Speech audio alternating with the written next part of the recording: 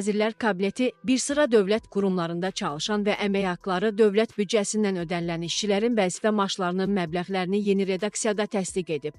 Bu o deməkdir ki, həmin vətəndaşlarımızın maaşları artırılmış məbləğlər ilə təsdiqlənib. Konkret az məlumat verilir ki, bunu Milli Məclisin deputatı Vüqar Bayramov qeyd edib. Bu deyib ki, baş nazirin imzaladığı sənədlərə əsasən Daxili İşlər Nazirliyinin, Daxili Qoşunların Baş İdarəsinin hərbi qulluqçularının və eləcə də dövlət qulluqçusu olmayan mülki işçilərinin Dövlət Gömrük Komitəsinin dövlət büdcəsindən maliyyələşdirilən xüsusi rütbəsi olan əməkdaşlarının dövlət vergi xidmətinin aparatı strukturuna daxil olan qurumlar və strukturuna daxil olmayan tabeliyindəki qurumlar üzrə xidmət heyətinin aylıq vəzifə maaşlar yeni artırılmış redaksiyada verilib. Baş nazirin bu qərarları əhalinin sosial rifahının yaxşılaşdırılması sayəsində tədbirlərin davam etdirilməsi haqqında Azərbaycan Prezidentinin sərəncamına əsasən imzalanıb. Belə ki, həmin sənədə əsasən Nazirlər Kabinetinin aktları ilə müəyyən edilmiş dövlət büdcəsindən maliyyələşdirilən sahələrdə çalışan işçilərin aylıq tarif vəzifə maaşlarının məbləğlərinin həmin sənədin birinci hissəsinə uyğunlaşdırılması təmin edilməli idi. Sərəncamın birinci hissəsi isə minimum əmək haqqının artırılması ilə bağlı idi.